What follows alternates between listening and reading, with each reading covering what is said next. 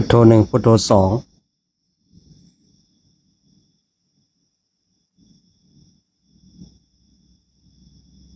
พุทโธหนึ่งพุทโธสอง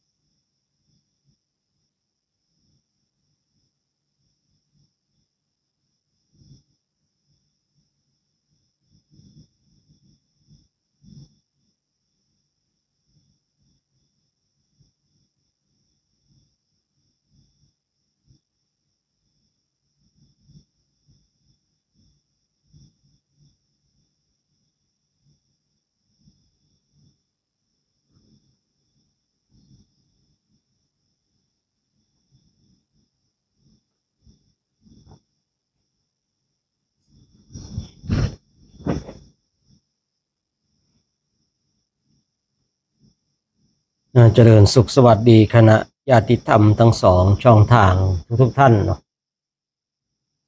วันนี้ก็จะได้เวลาอีกแล้วเนาะที่เราท่านทั้งหลายจะได้มาร่วมกันสร้างบุญและบารมีใช้เสียงของเราเป็นสรรเสริญบทสวด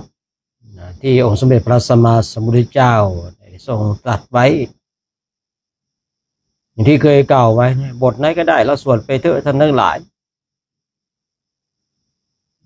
อิติปิโสสวากขาโตสุปฏิปันโนคือบทไหนก็ได้นะคือเราต้องเข้าใจว่าการสวดมนต์ของเราเนี่ยเพื่อยังจิตของเราให้สงบเพื่อให้จิตของเรามีความสุขหมดเวลาแล้วนะที่เราจะไปอันนี้ไม่ได้มีมาในพระไตรปิฎกไม่ใช่คำสอนของพระพุทธเจ้าอันนี้แต่งเก่าแต่งใหม่นะหมดเวลาท่านทั้งหลายคือพูดง่ายๆเนาะคนสวดแล้วมีความสุขอีกคนที่เห็นคนอื่นสวดแล้วมีความทุกข์อะนะนี่ท่านทั้งหลายจะเอาแบบไหนอะถ้าท่านศึกษาในหลักธรรมคำสั่งสอนแล้วเห็นคนอื่นสวดมนต์แล้วท่านทุกข์ใจนะแสดงว่าไม่ใช่แล้วนะถ้าท่านทั้งหลายเห็นคนสวดมนต์ว่าอันนี้ไม่มีในพระไตรปิฎกไม่ใช่คำสอนพระพุทธเจ้ากับอีกคนหนึ่งเห็นคนอื่นสวดมนต์แล้วมีความสุขท่านทั้งหลายจะเลือกเอาว่าท่านทั้งหลายเห็นคนสวดมนต์แล้วท่านจะมีความสุขหรือมีความทุกข์นะเพราะว่าในการสวดมนต์เนี่ยเพื่ออะไรเพื่อให้จิตของเราสงบเพื่อให้จิตของเราเป็นบุญเป็นกุศลเนี่ยถ้าสวดแล้วได้บรรลุธรรมก็เป็นเรื่องที่ดีเนาะแต่ว่าในยุคของเราเนี่ยคงจะยากเหลือเกินนะฉะนั้นเนี่ยการสวดมนต์ของเราเนี่ยสวดแล้วได้บุญสวดแล้วจิตสงบเนี่ยสวดแล้วเราไม่ได้ไปเบียดเบียนใครเนี่ยนี่คือหลักๆนะที่ในยุคของเราที่เราจะต้องเข้าใจนะผู้พูดเองบางทีก็คือมองไปแล้วก็ตลกก็ขำเนาะคนเราบางทีเนาะไอ้คนสวดแล้วมีความสุขไอ้คนเห็นคนอื่นสวดแล้วมีความทุกข์นะ มันไม่มีมานะพระไตรปิฎกบ้างแต่งเก่าแต่งใหม่บ้างเนาะอันเนี้ยคนเหล่านี้คือพูดง่ายๆว่าไม่มีความสุขเมื่อเห็นคนอื่นนะสวดมนต์ผู้พูดเองนะบทไหนก็ได้นะสวดไปเถอะนะที่เราสวดแล้วเราไม่ได้ไปเบียดเบียนนะเบียดเบียนคนทั้งหลายนะสวดแล้วเราไม่ได้ไปเบียดเบียนเทวดาและอมนุษย์เปรตทั้งหลายเนี่ยคือบางอย่างที่เราสวดนะสวดนี่บางอย่างมันก็ไปเบียดเบียนเทวดาไปเบียดเบียนพวกอมนุษย์พวกอสุรกายพวกอสุรกายนี่เขาเองก็ได้รับความลำบากอยู่แล้วเนาะพวกอสุรกายเนี่ยนะคือไม่ได้เจอกันง่ายๆนะพวกวิญญาณนี่เจอง่ายอยู่แต่อสุรกายเนี่ยมันคือเป็นพวกดินพวกถ้าพูดกันตามภาษาของเราคือพวกไม่กล้าพวกขี้อายคำว่าอสุรกายนี่นะฉะนั้นไม่ได้เจอกันง่ายๆมันก็มีนะก็มีนะบทสวดเนี่ยบางทีบทสวดที่เขาแต่งขึ้นมาฉะนั้นเรา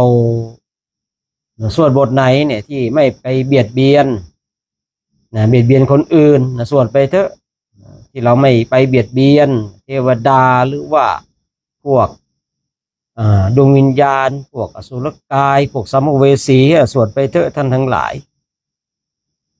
ถึงใครว่าโอ้บทนี้ไม่มีในพระไตรปิฎกอย่างยอดพระกันไตรปิฎกเนาะมีอยู่ช่วงหนึ่งนะอีกคนสวดแล้วมีความสุขอย่างคนที่มีสวดเห็นได้ยินคนอื่นสวดเนี่ยร้อนใจนะยิ่งในยุคปัจจุบัน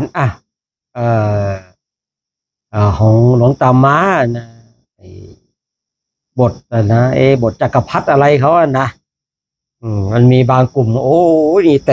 ต่งไม้ว่างั้นนะแต่งไม้เขาว่า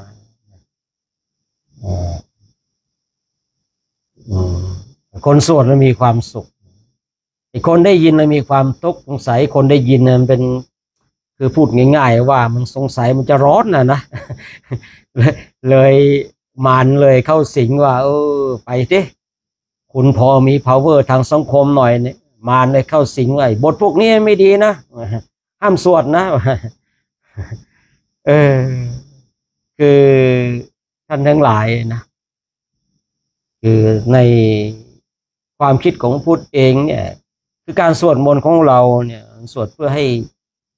จิตใจของเราสงบ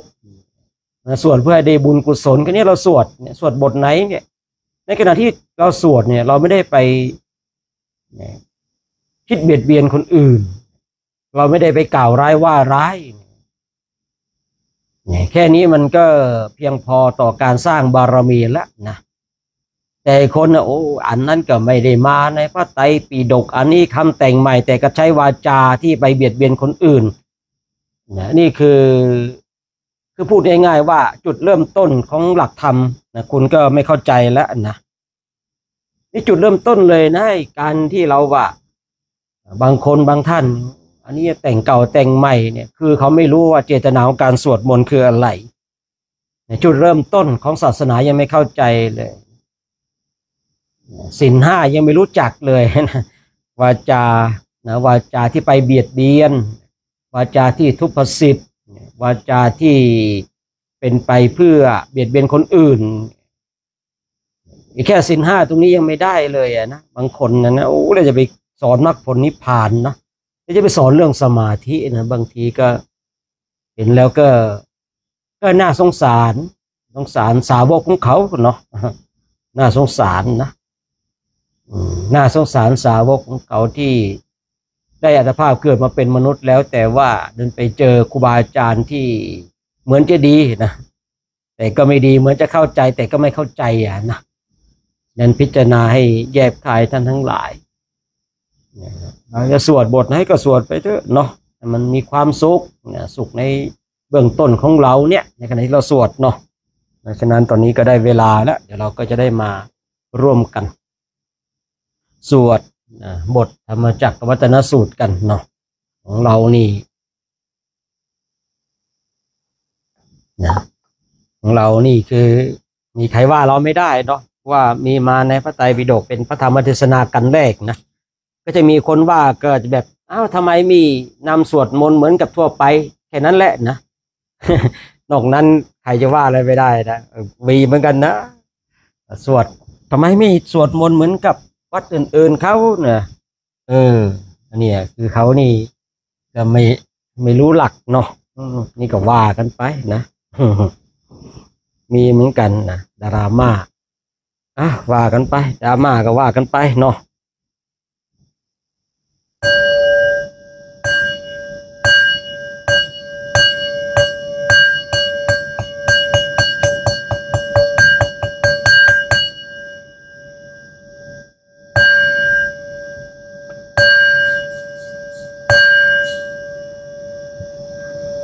ต่อไปเราจะได้กราบพระพร้อมกันเนาะพร้อมกันแล้วกราบ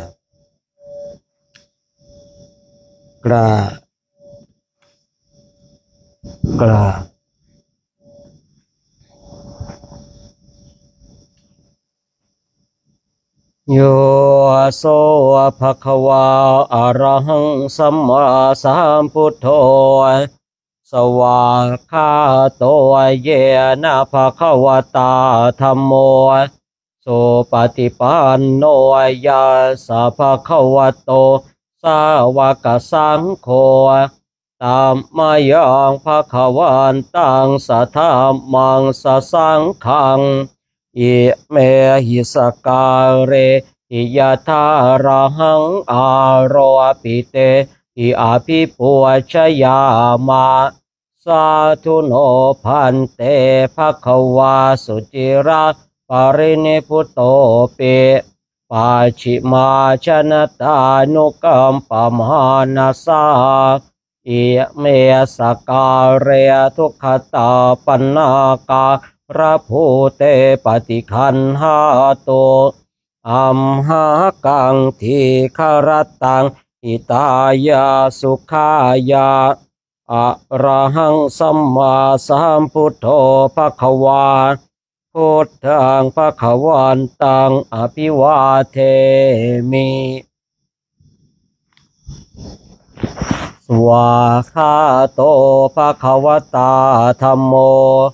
ธัมมังนามัสสามิ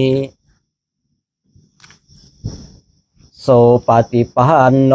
ภะคะวะโตสาวกสังโฆสังฆังนะมามิ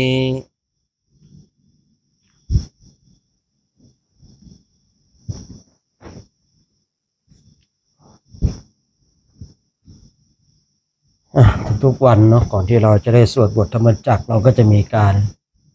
เชิญเทวดามาร่วมสวดบทธรรมจักรกับเราหรือว่าเชิญเทวดามาร่วมฟังเราสวดบทธรรมจักรเนาะฉะนั้นญาติธรรมอยู่ทางบ้านก็ร่วมกันเชิญเทวดามาที่บ้านของเราเนาะผู้พูดเองก็เชิญเทวดามาที่ตรงจุดนี้ญาติโยมก็ชวนเทวดาไปที่บ้านของญาติโยมเองเนาะต้องชวนเขานะเขาจึงจะมานะที่เรียกว่ากล่าวไว้เทวดาที่อยู่ตามสถานที่อื่นๆเนี่ยพอเราเรียกเขาก็จะได้มาเชื้อเชิญเขาจะได้มาเทวดาที่อยู่ที่บ้านของเราเขามาอยู่แล้วมาร่วมอยู่แล้วนะภริตวานมเหตังสเมตตาภาทันตาอวิคิจจิตตาภริตังภานันโตสักเคกาเมจะรูเปคิริสิคารตเตจันตริเกวิมาเน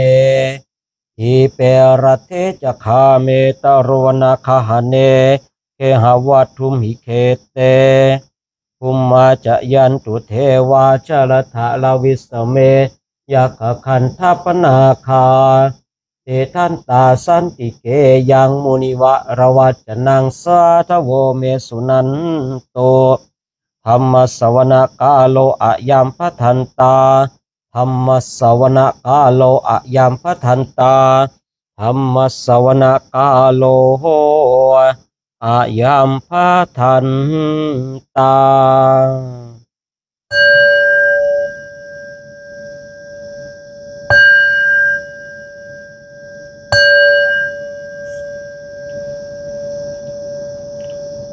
นะโมตัสสะภะคะวะโต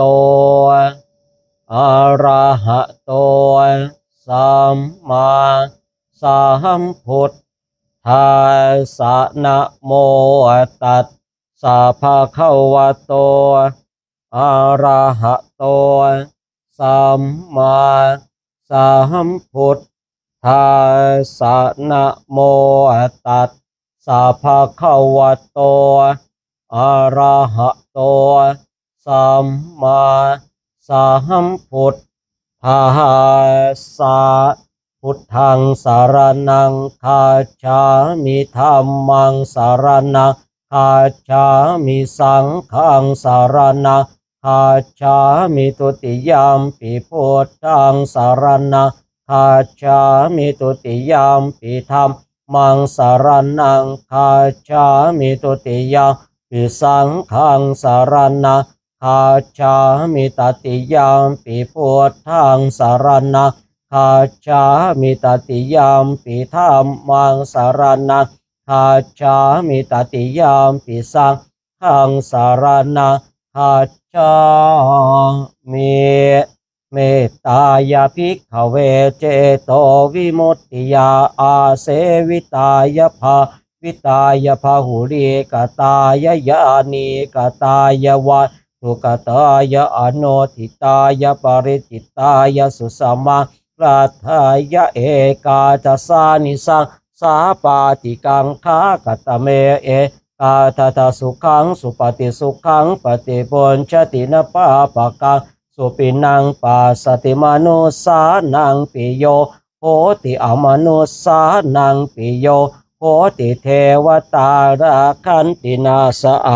หิวาวิสังวาสัตังวากรรมติตุวตังจิตตังสมาธิยติโมขวันโนเวปัสสิสติอสัมมุลโหการังการอนติอุตริงอปฏิวิชันโตพรามโลกุปโค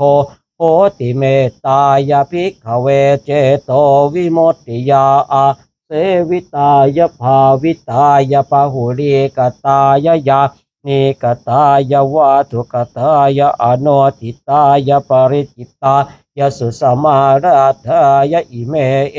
กาตสานิสังสาปาติกังคาติอิธรรมโวจะภควาอาตมนาเตภิกขุภควโตภาสิตังอภินันทุนเตต่อไปเดี๋ยวเราจะได้สวดนะบทธรรมจักรวัจนสูตรกันเนาะ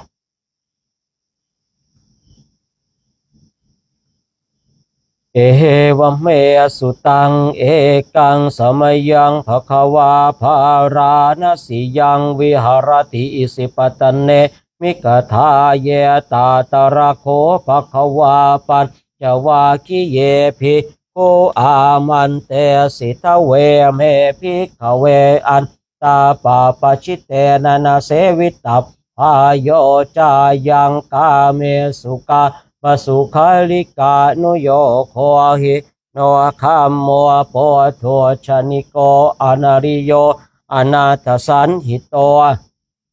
โยจายังอาตกิรมัทานุโยโคทุโคอนาริโยอนาถสันหิโตเอเตเตภิกขเวอุปอันเตอนุปคัมมามาชิมาปฏิปทาตถาคเตนะอภิสัมพุทธาจักขุการณิยานการณิอุปสัมมายะอภิญญายสัมโพธายนิพานายสังวัตติกตมาจะสาภิกขเวมาชิมาปฏิปทาตถาคเตนะอภิสัมพุทธาจักขุการณิยานการณิอุปสัมมายะอภิญญายสัมโพธายนิพานายสังวัตติอายะเมวะอริโย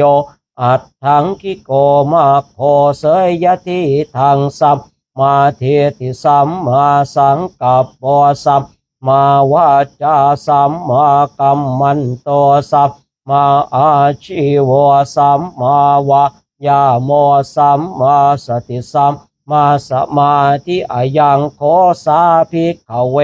มัชฌิมาปฏิปทาตถาคเตนะอภิสัมพุทธาจักขุการณิญาณการณิอุปสัมหายะอภิญญายสัมโพธายนิพพานายสัวัตติอิทังโคปนาภิกขเวโทขังอริยสัจจังชาติปิโทขาชราปิโทขามรณะปิโทขังโสกปริเทวโทขโทมนัสสุปายาสาปิโทขาอาปิเยอิสัมปโยโคทุกโคปิเยอิวิปโยโคทุกโคยัมปิชังนรปฏิตัมปิโทขังสังขิเตนะปัญจุปาทานขันธาทุกขาอิทังโคปนาภิกขเวทุกขสมุทัยโยอริยสัจจังยายังตันหาโพโนภวิกานันทิราคสหคตาตัตตระพินันทิเนียเสยยะทิทังกามตันหาภวตันหาวิภวตันหาอิทังโคปนาภิกขเวทุกขนิโรโทอริยสัจจังโยตัสสาเยวตันหายะเสสวิราคนิโรโทจาโคปติเนสัตโคมุติอนาลโยอิทังโคปนาภิกขเวทุกขนิโรธคามิเนปฏิปทาอริยสัจจังอายเมวะอริโยอัตถังคิโกมาโคเสยยะทิทังสัมมาเทติสัมมาสังกัปปะสัมมาวาจาสัมมากัมมันโตสัมมาอาชีวะสัมมาวายาโมสัมมาสติสัมมาสมาธิอิทังทุกขังอริยสัจจันติเมภิกขเวบุพเพอนันโนสุเตสุธรรมเมสุจักขุงอุทธปาทิญาณังอุทธปาทิปัญญาอุทธปาทิวิชชาอุทธปาทิอาโลโกอุทธปาทิตังโคปานิทังทุกขังอริยสัจจังปริญเยยันติเมภิกขเวบุพเพอนันโนสุเตสุธรรมเมสุจักขุงอุทธปาทิญาณังอุทธปาทิปัญญาอุทธปาทิวิชชาอุทธปาทิอาโลโกอุทธปาทิตังโคปานิทังทุกขังอริยสัจจังปริญญาตันติเมภิกขเวบุพเพอนันโนสุเตสุธรรมเมสุจักขุงอุทธปาทิญาณังอุทธปาทิปัญญาอุทธปาทิวิชชาอุทธปาทิอาโลโกอุทธปาทิอิทังทุกขสมุทัยโยอริยสัจจันติเมภิกขเวบุพเพอนันโนสุเตสุธรรมเมสุจักขุงอุทธปาทิญาณังอุทธปาทิปัญญาอุทธปาทิวิชชาอุทธปาทิอาโลโกอุทธปาทิตังโคปานิทังทุกขสมุทัยโยอริยสัจจังปหาตาพันติเมภิกขเวบุพเพอนันโนสุเตสุธรรมเมสุจักขุงอุทธปาทิญาณังอุทธปาทิปัญญาอุทธปาทิวิชชาอุทธปาทิอาโลโกอุทธปาทิตังโคปานิทังทุกขสมุทัยโยอริยสัจจังปหาตาพันติเมภิกขเวบุพเพอนันโนสุเตสุธรรมเมสุจักขุงอุทธปาทิญาณังอุทธปาทิปัญญาอุทธปาทิวิชชาอุทธปาทิอาโลโกอุทธปาทิตังโคปานิทังทุกขสมุทัยโยอริยสัจจังปหินันติเมภิกขเวบุพเพอนันโนสุเตสุธรรมเมสุจักขุงอุทธปาทิญาณังอุทธปาทิปัญญาอุทธปาทิวิชชาอุทธปาทิอาโลโกอุทธปาทิอิทังทุกขนิโรโทอริยสัจจันติเมภิกขเวบุพเพอนันโนสุเตสุธรรมเมสุจัก คงอุตตปาทิญาณังอุตตปาทิปัญญาอุตตปาทิวิชชาอุตตปาทิอาโลโกอุตตปาทิตังโคปานิทังตัวขะนิโรโทอริยสัจจังสาจิกาตาพันติเม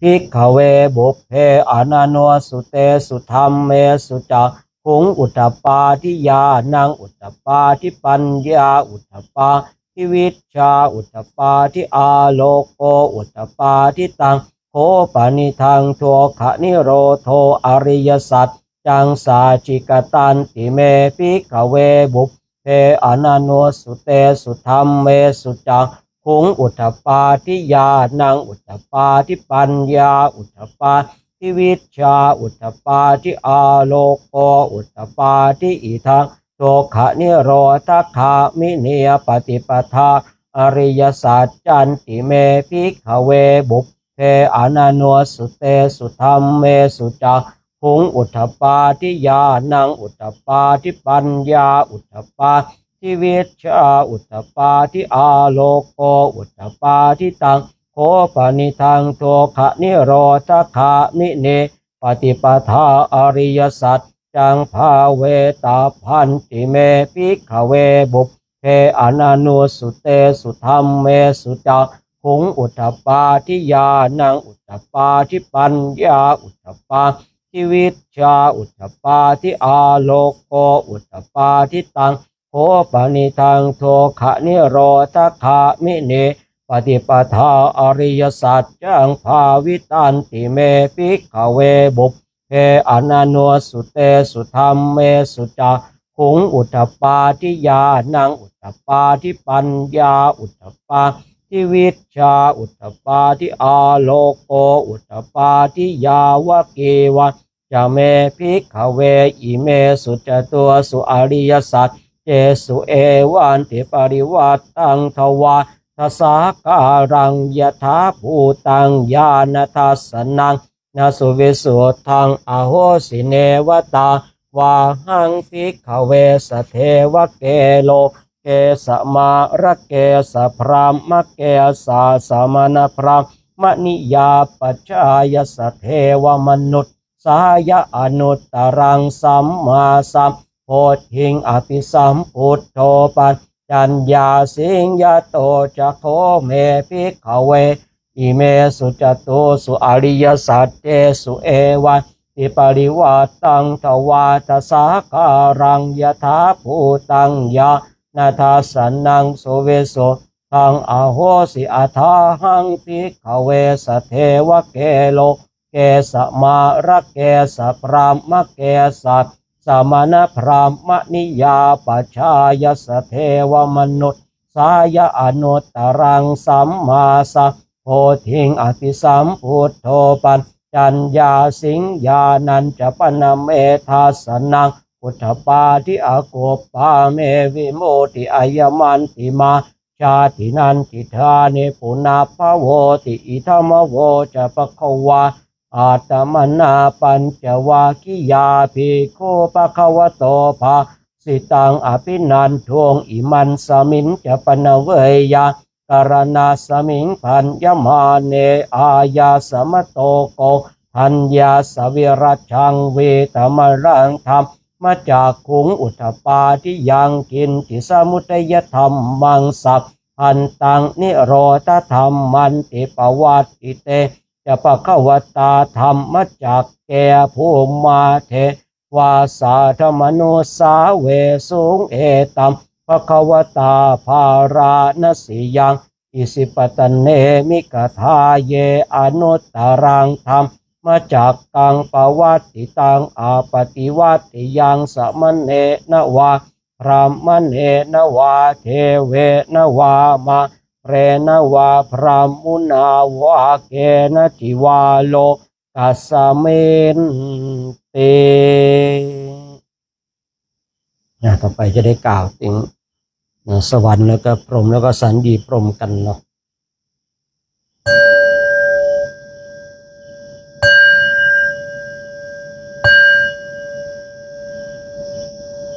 ภูมิมานังเทวานังสัต ทังสุตวาจาตุมหาราชิกาเทวาสาธมโนสาเวสุงจาตุมหาราชิกานังเทวานังสัตทังสุตวาตาวติงสาเทวาสาธมโนสาเวสุงตาวติงสานังเทวานังสัตทังสุตวายามาเทวาสาธมโนสาเวสุงยามานังเทวานังสัตทังสุตวาตุสิตาเทวาสาธมโนสาเวสุงตุสิตานังเทวานังสัตทังสุตวานิมมานรติเทวาสัตธมโนสาเวสุงนิมมานรตินังเทวานังสัตทังสุตวาปรเนมิสวัสวัตติเทวาสาธมโนสาเวสุงปรเนมิสวัสวัตตินังเทวานังสัตทังสุตวาพระมปริสัทชาเทวาสาธมโนสาเวสุงพระมปริสัทชานังเทวานังสัตทังสุตวาพระมปโลหิตาเทวาสาธมโนสาเวสุงพระมปโลหิตานังเทวานังสัตทังสุตวามหาพรหมาเทวาสาธมโนสาเวสุงมหาพรหมานังเทวานังสัตทังสุตวาปเรตตาภาเท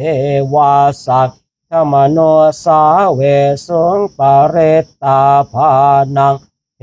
วานังสัตทังสุตวังอัปมานาภาเทวาสัตธมโนสาเวสุงอัปมานาภานังเทวานังสัตทังสุตวังอาภัสราเทวาสัตธมโนสาเวสุงอาภัสรานังเท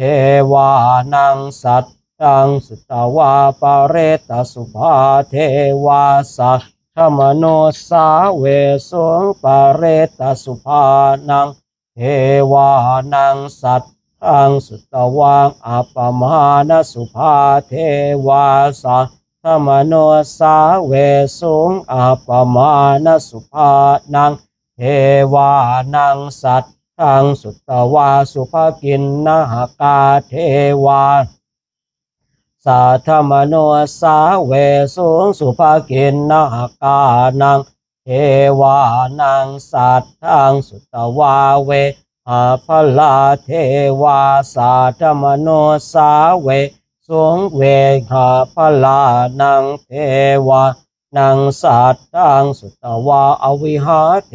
วาสัทธมโนสาเวสุงอวิหานังเท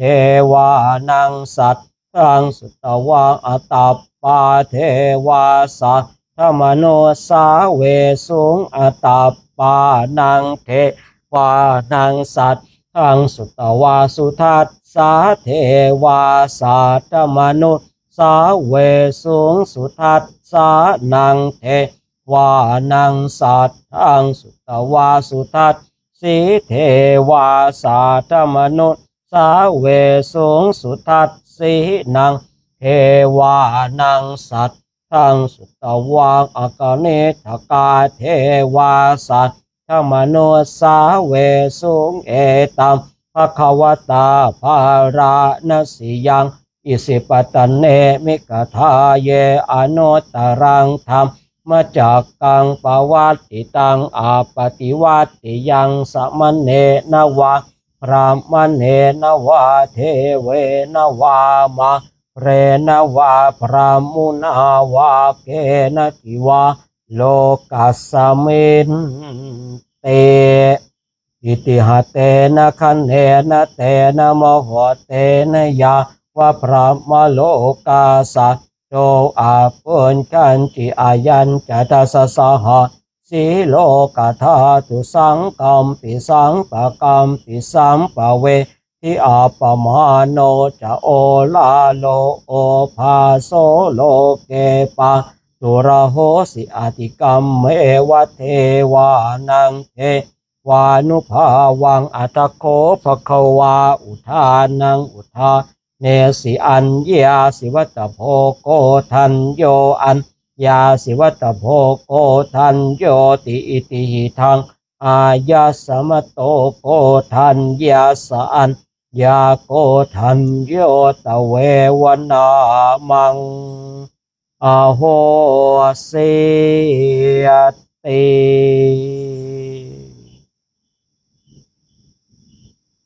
การสวดบทธรรมจักรของเราก็จบเพียงเท่านี้เนาะต่อไปเราก็จะได้กรวดน้ำตอนเย็นกันจะได้ร่วมกันกรวดน้ำตอนเย็นกันกรวดน้ำเสร็จเราก็จะได้นั่งภาวนากัน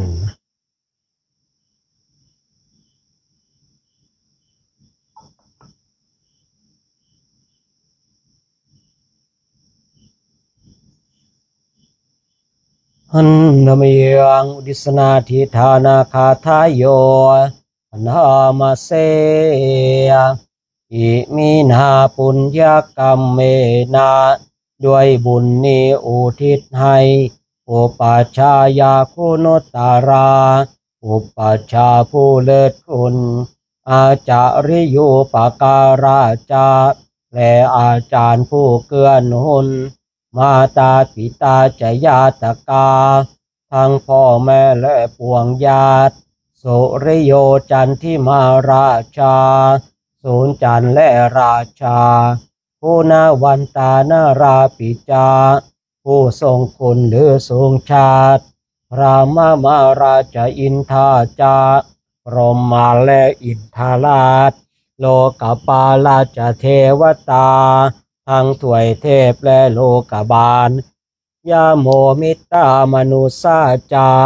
ยมมาราชมนุษย์มิตรมาชตาเวริกาปิจาผู้เป็นกลางผู้จองผานสัพเพสัตตาสุขีโหนตุขอให้เป็นสุขสานทุกตัวนาอย่าทุกทนปุญญานิปกตานิเมวอนพองที่ข้าทำจงช่วยอำนวยสุภพลสุขังจติวิทังเทนตัวให้สุขสามอย่างล้นเก็บปังปาเปทาวมะตังให้รู้ถึงนิพพานพันอิมินาปุญญกรรมเมนาด้วยบุญนี้ที่เราทำอิมินาอุติเสนาจาและอุทิศให้ปวงสัตว์ขิปปาหังสุรเพเจวาเราพันได้ซึ่งการตัดตานหุปาทานาเชทนังตัวตัณหาอุปาทานเยสันตาเนหินาธรรมาสิ่งชั่วในดวงใจยาวานิพานโตมะมังกว่าเราจะถึงนิพพานนาสันตุสาปทาเยวามาลายสิ้นจากสันดานยัตถาชาโตภเวภเวทุกภพที่เราเกิดอุชุจิตตังสติปัญญามีจิตตรงและสติทางปัญญาอันประเสริฐสัลเลโกวิริยมหินาพร้อมทางความเพียรเลิศเป็นเครื่องขูดกิเลสหายมาราลพันธุโนกาสังโอกาสอย่าพึงมีแก่หมู่มาสิ้นทั้งหลายกาตุนจะวิริเยสุเมเป็นช่องปทุสลายทำลายล้างความเพียรจมพุทธาทิปวโรนาโทพระพุทธผู้บวรนาถธรรมโมนาโทวารตโมพระธรรมที่พึงอุดมนาโทปัจเจกพุทโธจาพระปัจเจกพุทธสมสังโฆนาโทตาโรมะมังโทพระสงฆ์ที่พึงพยองเตโสตมหานุภาเวนะด้วยอานุภาพนั้นมาโรกาสังละพันตุมา ขอหมู่มารอย่าได้ช่องทัสสะปุญญานุภาเวนะด้วยเดชบุญทั้ง10ปองมาโรกาสังรพันตุมาอย่าเปิดโอกาสแก่มหานเธอการสวดมนต์ของเราก็จบเพียงเท่านี้เนาะต่อไปเราก็จะได้มาอธิษฐานการเจริญจิตตภาวนากันให้เราท่านทั้งหลายว่าตามนะอิมังกัมมฐานังอธิษฐามิทุติยัมปิอิมังกัมมฐานังอธิษฐามิตติยัมปิอิมังกัมมฐานังอธิษฐามิข้าพเจ้าขออธิษฐานการเจริญจิตตภาวนาแม้แต่ครั้งที่2แม้แต่ครั้งที่3ข้าพเจ้าจะตั้งอกตั้งใจในการเจริญจิตตภาวนาในคราวครั้งนี้ด้วยเถิ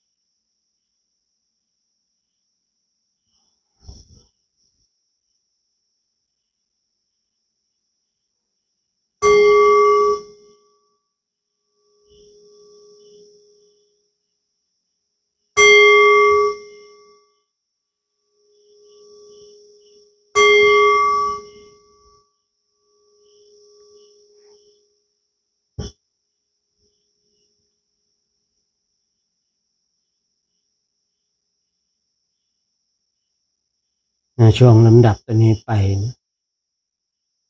ให้เราท่านทั้งหลายพากันเจริญจิตตภาวนากันสักระยะหนึ่งนะให้เรานั่งเท้าขวาทับเท้าซ้ายมือขวาทับมือซ้ายนะยืดกายให้ตรงนะดำรงสติเฉพาะหน้าของเรา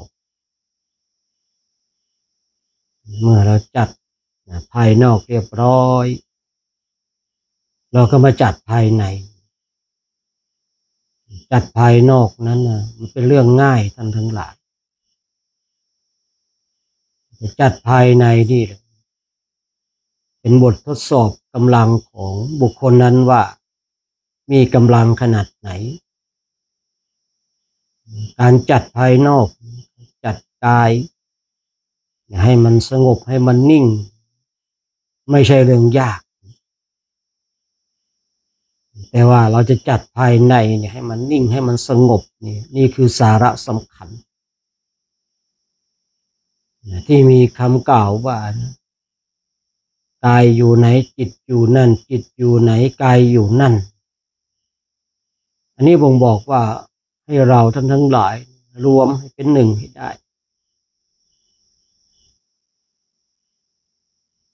ยังไม่ถึงเวลาที่เราจะไปแยกกายแยกจิตคือเราต้องเข้าใจในกระบวนการคือบางคนบางท่านอาจจะเคยได้ยินว่าให้เราแยกกายแยกจิต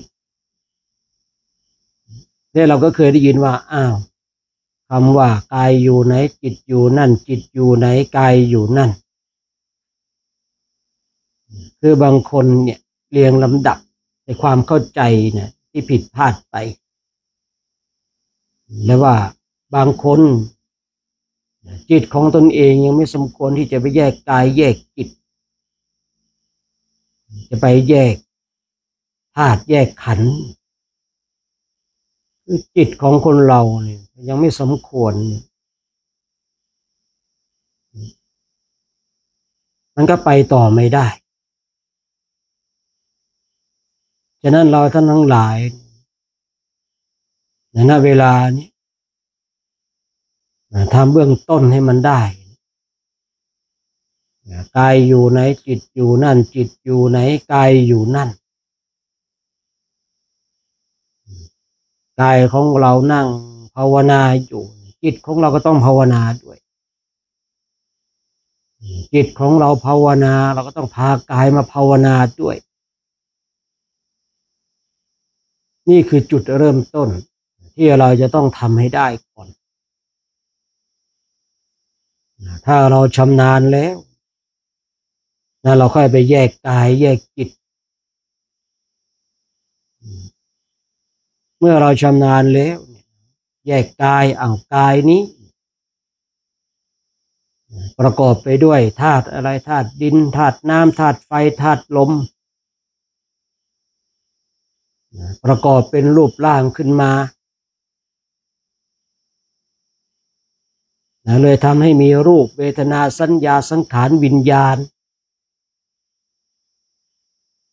รูปกษักแต่ว่ารูปเวทนาสัญญาสังขารวิญญาณจัดอยู่ในนามก่อนที่เราจะไปถึงตรงจุดนี้เนี่ยให้เราเนี่ยรวมกายรวมจิตของเราให้เป็นหนึ่งก่อนถ้าเรานั่งปุ๊บเนี่ยจะไปแยกกายแยกจิตของเราไม่มีกำลังเมื่อจิตของเราไม่มีกำลังการที่เราจะไปแยกกายแยกจิตของเราเนี่ยมันก็แยกได้เฉพาะที่เรามีสัญญาคือพูดง่ายๆว่าเราอ่านมาเท่าไหร่เราก็แยกได้แค่นั้นแหละมันไม่สามารถที่จะทะลุให้เป็นปัญญาแล้วได้บรรลุธรรมได้เพราะท่านทั้งหลายเคยสังเกตไหมว่าบางทีเนี่ยจิตของเราเนี่ยมันพิจารณากายเอาแค่กายก็พอแล้วเรามีสัญญาขนาดไหนมันก็พิจารณาได้เท่านั้นนี่แหละเรายังไม่สามารถแทงตลอดซึ่งอริยสัจสี่ก็เพราะเราเนี่ยอยู่ได้เพียงสัญญา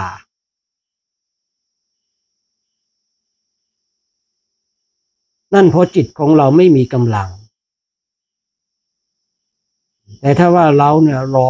ล้อมให้เราเนี่ยกายอยู่ไหนจิตอยู่นั่นจิตอยู่ไหนกายอยู่นั่นให้มารวมเป็นหนึ่งก่อนเมื่อรวมเป็นหนึ่งแล้ว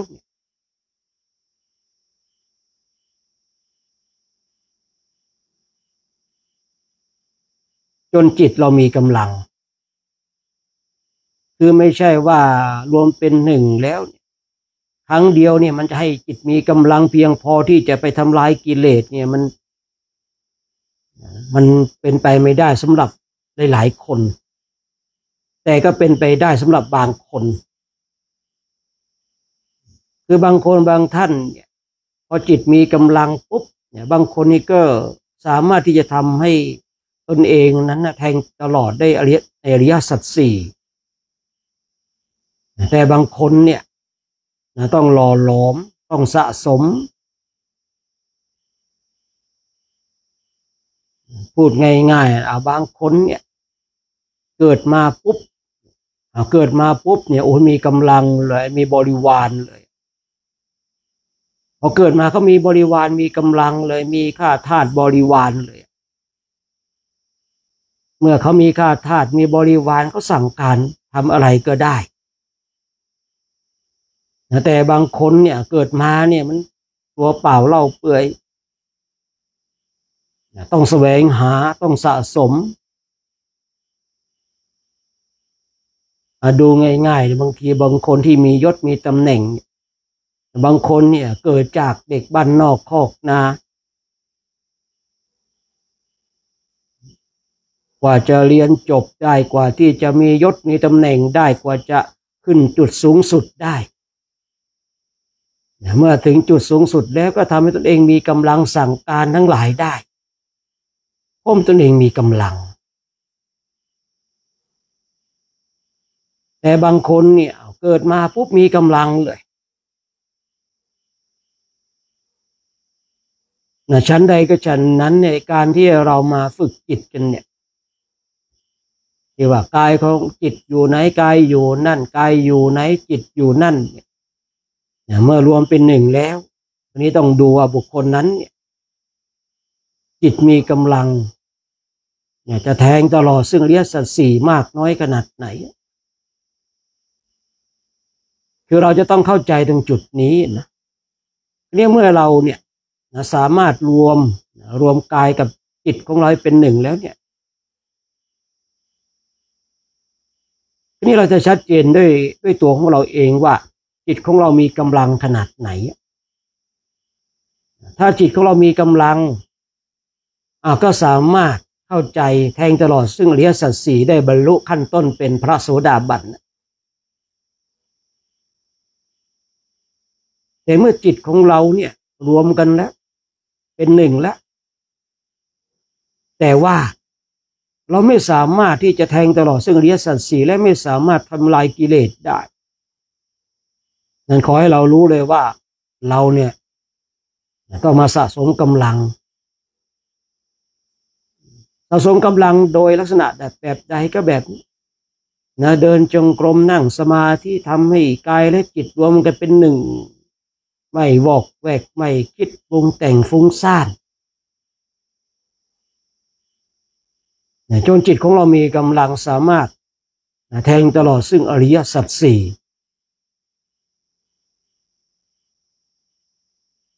คือสาระสำคัญอยู่ตรงจุดนี้นี่เอง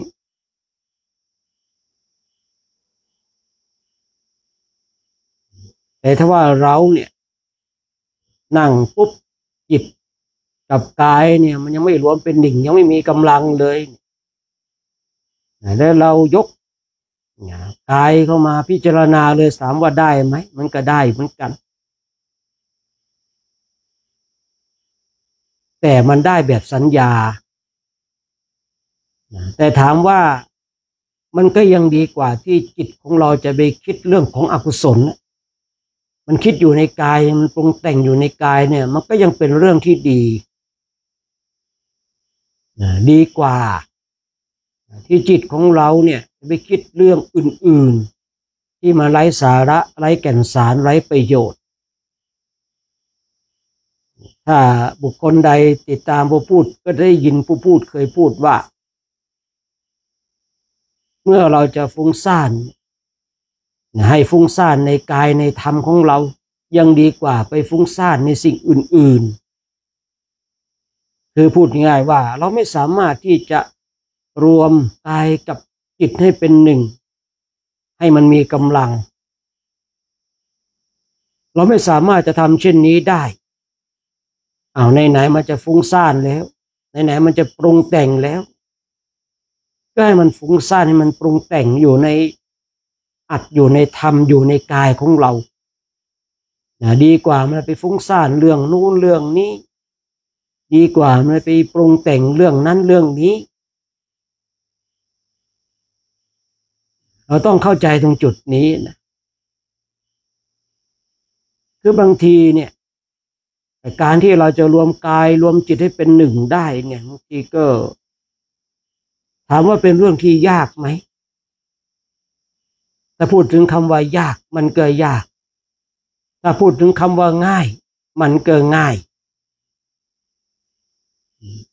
คือทุกสิ่งทุกอย่างบนโลกเนี่ยมันง่ายสำหรับบางคนเนาะมันยากสำหรับบางคนทำสิ่งเดียวกันเนี่ยทำสิ่งเดียวกันเนี่ยแต่ว่ามันง่ายสำหรับบางคนมันยากสำหรับบางคนฉะนั้นเราจะต้องรู้ตัวของเราอีกนั่นแหละว่า เราอยู่ในกลุ่มที่มันยากหรือมันง่ายในการเข้าใจในการที่เราจะเรียนรู้ถ้าเราอยู่ในกลุ่มที่เข้าใจง่ายทำอะไรง่ายๆฝึกฝนอบรมจิตมันไหลลื่นไปเป็น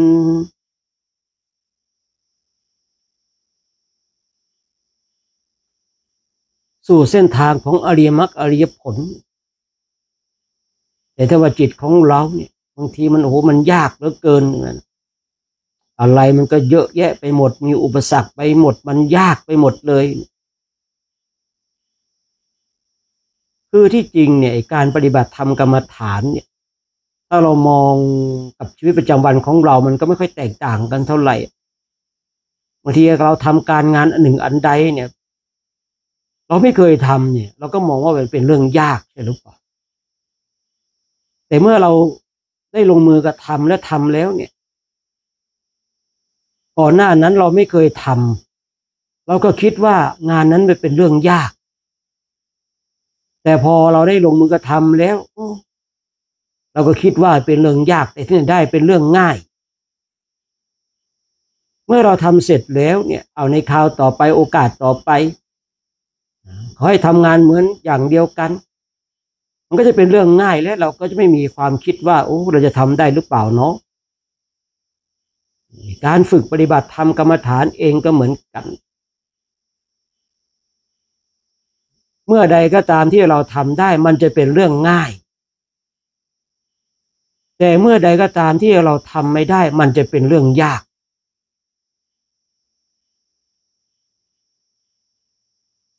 สังเกตดูตัวของเราเองก็ได้ดูทางโลกก่อน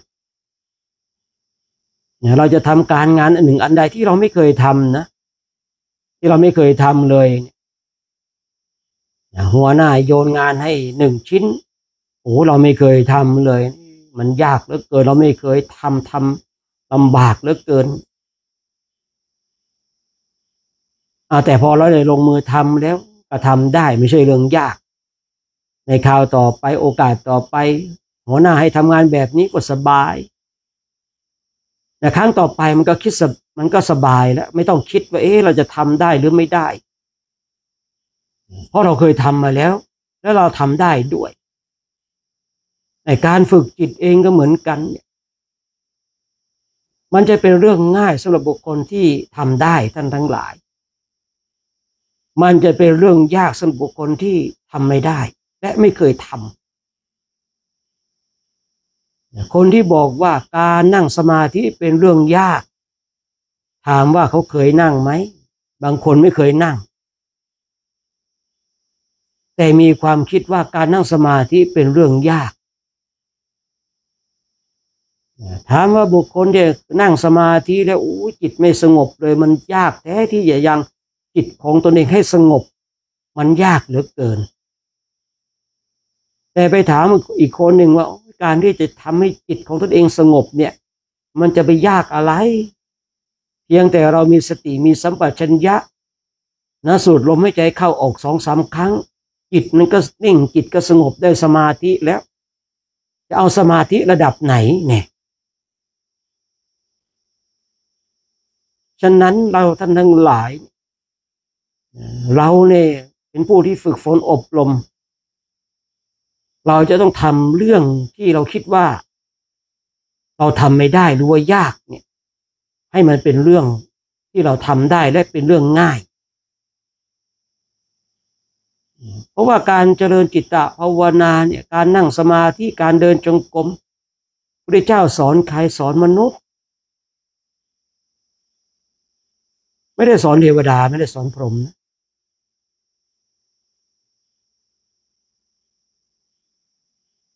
พระเจ้าสอนเรื่อง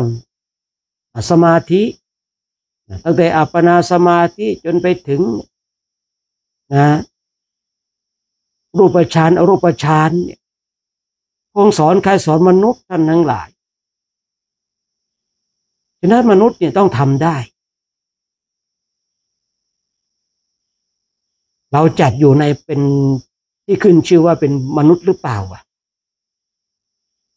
ถ้าเราไม่ได้จัดอยู่ว่าเป็นมนุษย์ อันนี้ผู้พูดก็ต้องยอมแพ้ว่าคำสอนของพระพุทธเจ้านั้นเนี่ยไม่สมควรแก่บุคคลนั้นแต่ถ้าว่าเราเป็นมนุษย์เนี่ย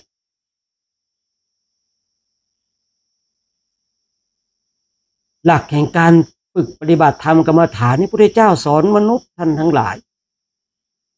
ไม่ได้ไปสอนเทวดาสอนพรหมเลยนะฉะนั้นเนี่ยเราเนี่ยถ้าว่าเราขึ้นชื่อว่าเป็นมนุษย์เราย่อมทำได้ไม่มากก็น้อยมันทำได้อย่างแน่นอนเพราะว่าธรรมะของพระพุทธเจ้าเนี่ยที่เกี่ยวกับการปฏิบัติเนี่ยองค์สอนมนุษย์ท่านทั้งหลายแต่ถ้าว่าเราปริญญาตนบอกว่าฉันไม่ใช่มนุษย์ผู้พูดก็ต้องยอมแพ้เพราะอะไรเพราะหลักธรรมไม่สามารถจะเข้ากับบุคคลนั้นได้เพราะเขาบอกว่าเขาไม่ใช่มนุษย์เราสามารถนำมาปฏิบัติได้ในหลักธรรมคำสั่งสอนขององค์สมเด็จพระสัมมาสัมพุทธเจ้าเนี่ยยิ่งในจุดในเบื้องต้นเนี่ยที่เรานั่งบำเพ็ญเพียรภาวนาเนี่ยมันเป็นขั้นพื้นฐานที่ทุกๆคนย่อมทำได้ถ้าบุคคลนั้นเป็นมนุษย์แต่ถ้าว่าไม่ใช่มนุษย์อันนี้ก็ไม่ว่ากันในขั้นพื้นฐานในเบื้องต้นเลยเนี่ยนั่งเท้าขวาทับเท้าซ้ายมือขวาทับมือซ้ายยืดกายให้ตรงดำรงสติเฉพาะหน้ารวมกายกับจิตให้เป็นหนึ่งเดียวอันนี้เป็นจุดเริ่มต้นเป็นขั้นพื้นฐานสิ่งเหล่านี้พระองค์สอนใครสอนมนุษย์ท่านทั้งหลายพระเจ้าไม่ได้ไปสอนเทวดานั่งสมาธิพระเจ้าไม่ได้สอนให้พรหมนั่งสมาธินะพระเจ้าไม่ได้สอนให้นาคทั้งหลายเนี่ยนั่งสมาธินะแต่สอนมนุษย์เรานี่แหละขั้นพื้นฐานเราต้องทำให้ได้ก่อนที่เราจะไปในขั้นที่เป็นปานกลางและถึงที่สุดเราต้องมารวมจิตของเราให้เป็นหนึ่งให้ได้กายกับจิตของเราเนี่ยให้เป็นหนึ่งให้ได้เพื่อให้จิตของเรามีกำลังการที่เรารวมเช่นนี้เนี่ยเพื่อให้จิตของเรามีกำลังนะเมื่อจิตมีกำลังกายมันก็เลยมีผลพลอยได้ไปด้วยแต่ทางโลกเนี่ยบางทีกายมีกำลังจิตไม่มีกำลังบางคนบางท่านเนี่ยอย่างนักออกกำลังกายทั้งหลายเนี่ยฝึกออกกำลังกายนี่มีกำลังนะแต่จิตนี่ไม่มีกำลังส่วนนักปฏิบัติธรรมกรรมฐานเช่นเราเนี่ยเรามาฝึกให้จิตของเรามีกำลังเมื่อจิตของเรามีกำลังเนี่ยมันก็ส่งผลให้กายมีกำลังด้วยเนี่ยส่งผลให้กายมีกำลังเนี่ยตามอัตภาพของบุคคลนั้นเช่นบุคคลที่ฝึกฝนอบรมเนี่ยอายุ60แล้วจิตมีกำลังเต็มร้อยกายเขาก็มีกำลังตามอัตภาพของเขาไม่ใช่ว่าอายุ60แล้วเนี่ยเมื่อเราฝึกจิตจนจิตมีกำลังแล้วจะทำให้บุคคลนั้นมีกำลังเหมือนกับวัยรุ่นอายุ17-18มันก็ไม่ใช่คือส่งผลให้บุคคลนั้นมีกำลังตามอายุของตนเองตามอัตภาพของตนเอง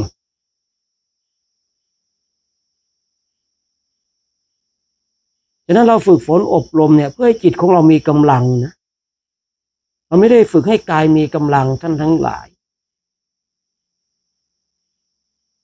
ส่วนทางโลกนักออกกำลังกายทั้งหลายเนี่ยเขาฝึกให้กายมีกำลังจิตมีกำลังหรือไม่มีกำลังเขาไม่ได้สนใจเขาสนใจกายอย่างเดียวแต่เราท่านทั้งหลายมาสนใจจิตเพราะเราได้รู้แจ้งประจักษ์ด้วยตัวของเราเองว่าการที่เราจะไปโลกหน้า เราไม่ได้เอากายไปถึงแม้ว่ากายมันจะมีกำลังสามารถทำสิ่งทั้งหลายได้ผลสุดท้ายเราก็ทิ้งกายไว้บนโลกนี้ส่วนที่ไปคืออะไรคือจิต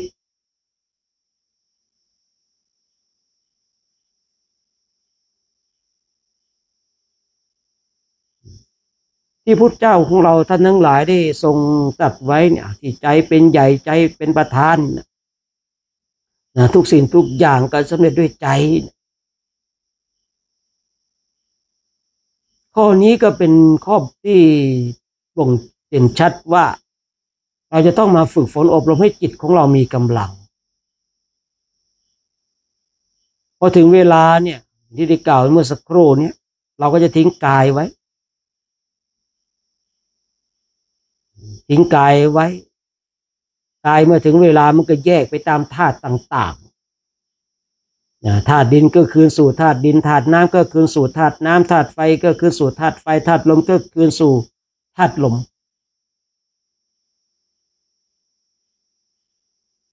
กายเนี่ยมันจะมีกำลังขนาดไหนผลสุดท้ายเนี่ยมันก็ต้องคืนสู่ธรรมชาติแต่ถ้าจิตของเรามีกำลังฝึกฝนอบรมจนจิตมีกำลังแล้วเนี่ย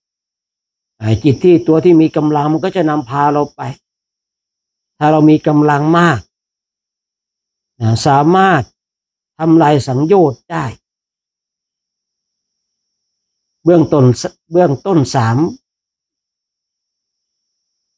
หรือว่าที่สุดเลย10เลยทำลายสังโยชน์ทั้ง10ได้เนี่ยก็ขึ้นชื่อว่าจิตมีกำลังมากเมื่อจิตมีกำลังมากแล้วเราไม่ต้องมาเวียนว่ายตายเกิดอยู่ในวัฏสงสารนี้แล้ว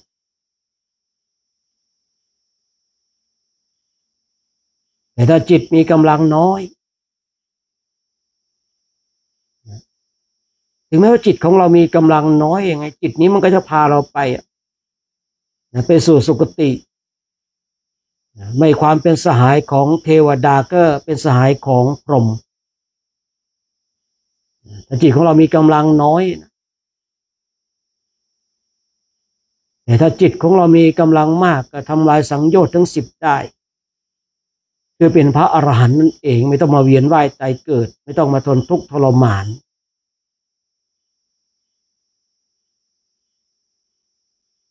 เมื่อเราฝึกฝนอบรมไปแล้วเนี่ยเมื่อจิตของเราเนี่ยมันรวมกายกับใจรวมกันไปแล้วต่อไปเนี่ยเมื่อจิตของเรามีกำลังแล้วก็นี่ก็แยกอย่างที่ได้กล่าวไว้ในการแยกในครั้งนี้เนี่ยแยกเพื่อให้เห็นอริยสัจแยกเพื่อให้เราเห็นความเป็นจริงของกายนี้ไม่รู้ว่าเราจะแยกในส่วนใดอาจจะแยกกายานุปัสสนาเวทนานุปัสสนาจิตานุปัสสนาธรรมานุปัสสนาเราจะแยกตรงไหนนั่นแล้วแต่จิตการแยกตรงจุดนี้แยกเพื่ออะไรแยกเพื่อให้เราเห็นในอริยสัจคือทุกข์สมุทัยนิโรธมรรคผลในการฝึกฝนอบรมของเราเนี่ยณเวลาเนี้ยเอาปัจจุบันธรรมก่อนเนี่ยว่าจิตของเรามีกำลังหรือยังถ้าเรายังรู้ว่าจิตของเราไม่มีกำลังก็ทำให้จิตของเรามีกำลังหล่อหลอมฝึกฝนอบรมนะถ้าเรารู้ว่าจิตของเรามีกำลังแล้วก็เดินหน้าต่อไปเมื่อจิตของเรามีกำลังเนี่ยมันย่อมทำสิ่งทั้งหลายให้เป็นเรื่องง่ายถึงแม้ว่ากิเลสมันจะน่ากลัวขนาดไหนแต่ก็ยังแพ้จิตที่มีกำลังกิเลสมันจะน่ากลัวขนาดไหนมันจะอยู่ในจิตสันดานของเราเนี่ยมากี่ภพกี่ชาติแต่มันก็พ่ายแพ้จิตที่มีกำลังท่านทั้งหลายตรงจุดนี้ขึ้นอยู่กับตัวของเราเองนะแต่ความเป็นจริงเนี่ยในการฝึกจิตเนี่ยเราคือพูดง่าย บางทีเนี่ยเราจะคุยแต่มรรคเรื่องผลแต่ไม่ได้คุยจุดเริ่มต้นนั้น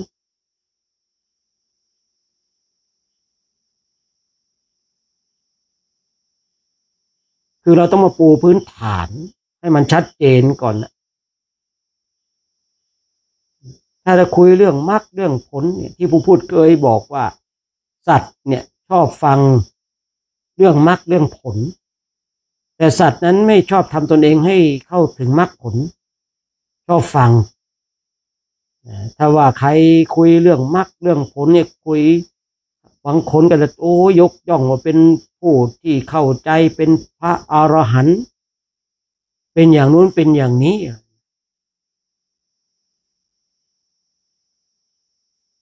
ในความเป็นจริงเนี่ยเราต้องมาปูพื้นฐานให้ชัดเจนก่อนเพียงแต่เรารวมกายรวมจิตให้เป็นหนึ่งเดียวยังไม่ได้เลยเราจะไปเอามรรคเอาผลที่ไหนท่านทั้งหลายถ้าเรารวมไม่ได้ขึ้นจิตของเราไม่มีกำลังถ้าท่านทั้งหลายไม่เชื่อก็ลองทำดูสักวันสองวันก็ได้กายนั่งอยู่นี่จิตก็ปรุงแต่งฟุ้งซ่านคิดนู่นคิดนี่คิดเรื่องนั้นจบไปคิดเรื่องนั้นต่อคิดเรื่องนู้นต่อนั่งสักชั่วโมงหนึ่งกับคิดทั้งชั่วโมงหนึ่งลองดูว่ามันจะเป็นยังไงแล้วท่านทั้งหลายก็ลองพิสูจน์เพราะว่าธรรมะของพระเจ้าพิสูจน์ได้ท่านทั้งหลายลองนั่งแล้วรวมเราจะไม่คิดไม่ปรุงแต่งจะอยู่กับลมหายใจเข้าออกเป็นชั่วโมงเนี่ยท่านทั้งหลายก็จะเห็นความแตกต่างระหว่างว่าอาการที่เรารวมให้จิตเนี่ยกับกายรวมกันเป็นหนึ่งแล้วมันเป็นอย่างไรกับการที่เราเนี่ยส่งจิตของเราไปคิดเรื่องนู้นเรื่องนี้แต่กายนั่งอยู่ถ้านั่งสมาธิอยู่นะมันพิสูจน์ได้ท่านทั้งหลายคือถ้าใครแบบอยากจะพิสูจน์ถามว่ามันเสียเวลาไหมมันก็เสียเวลาแต่การเสียเวลานี้มันจะทำให้เราเข้าใจผู้พูดจึงว่าบางอย่างเนี่ยผู้พูดเองยอมเสียเวลาอาจจะเดินช้ากว่าบุคคลอื่นแต่เราจะเข้าใจในให้มันชัดเจนเพราะสิ่งเหล่านี้ผู้พูดเนี่ยทดสอบมาหมดแล้วท่านทั้งหลายเลยกล้าท้าว่าเราเนี่ยอยากรู้ว่าการที่เราส่งจิตออกนอกกับการที่เรารวมจิตให้เป็นหนึ่งเนี่ยมันมีข้อแตกต่างอย่างไรพิสูจน์ได้ท่านทั้งหลายธรรมะขององค์สมเด็จพระสัมมาสัมพุทธเจ้าสามารถพิสูจน์ได้หลักแห่งการฝึกฝนอบรมเนี่ยเจริญจิตตภาวนาเนี่ยสามารถพิสูจน์ได้ขึ้นอยู่กับตัวของเราเองว่าเราเนี่ย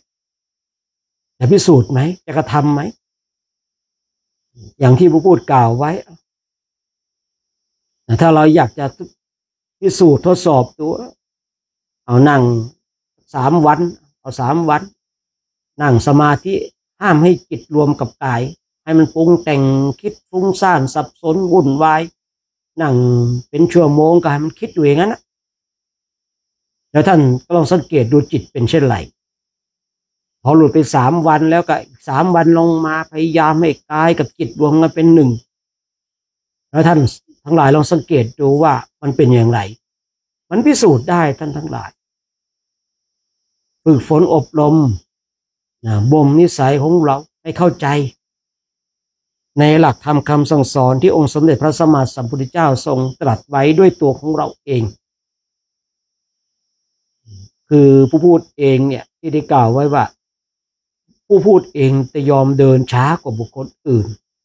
ด้วยการที่เราต้องเข้าใจสิ่งนั้นสิ่งนี้ว่าเป็นอย่างไรจึงกล้าพูดว่าผู้พูดยอมเดินช้ากว่าบุคคลอื่นเพื่อให้เราเข้าใจฉะนั้นก็ฝากไว้ให้เราท่านทั้งหลายมีความภาคเพียรภาวนากันผู้พูดเองจะยุติการใช้เสียงสักแป๊บหนึ่งเพื่อเราท่านทั้งหลายได้นั่งบำเพ็ญเพียรภาวนากันจนกว่าจะได้ยินเสียงสัญญาณระฆังนะ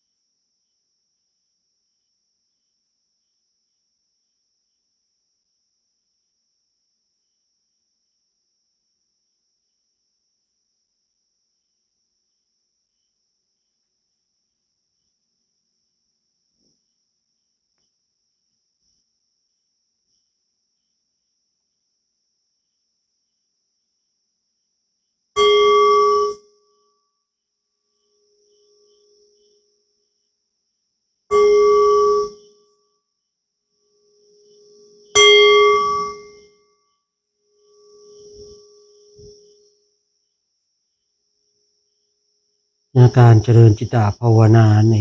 ช่วงนี้ก็สมควรแก่เวลานะให้เราท่านทั้งหลายทำความสึกตัวทั่วพร้อมน้อมจิตน้อมใจจิตที่เป็นบุญเป็นกุศล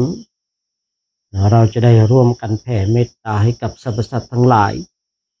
ที่เป็นเพื่อนทุกข์เกิดแก่เจ็บตายของเรานะเดี๋ยวให้เราท่านทั้งหลายว่าตามนะ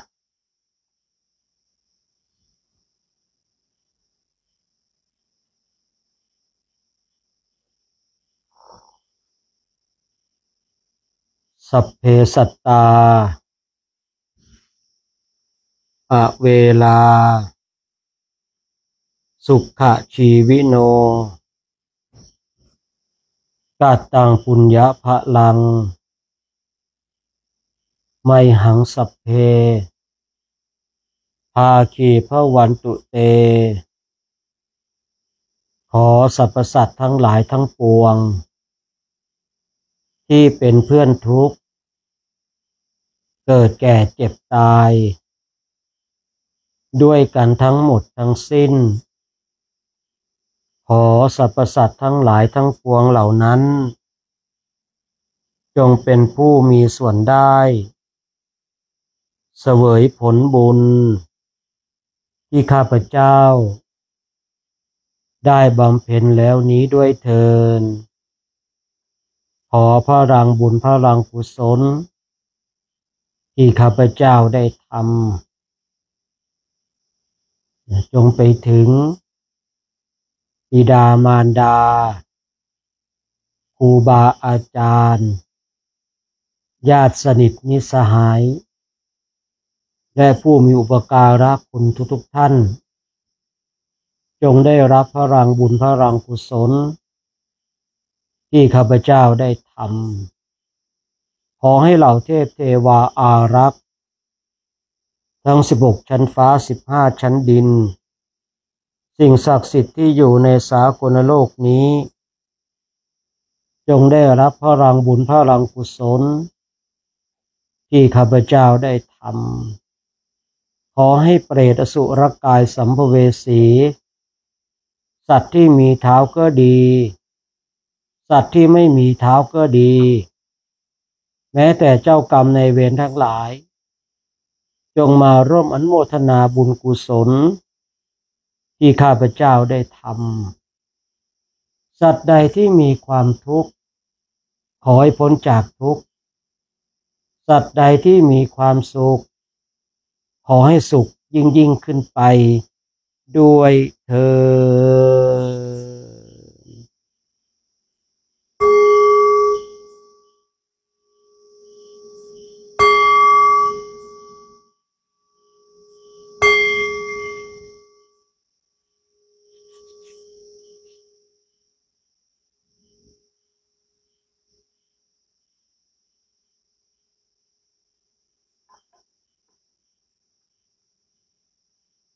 วันนี้ก็ต้องขออนุโมทนา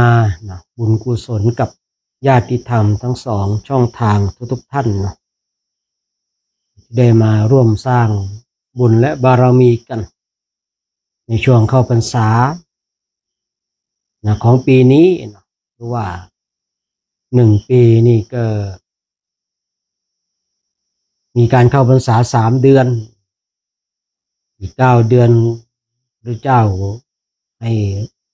พระภิกษุสงฆ์เนี่ยจาริก9 เดือนจำพรรษา3 เดือน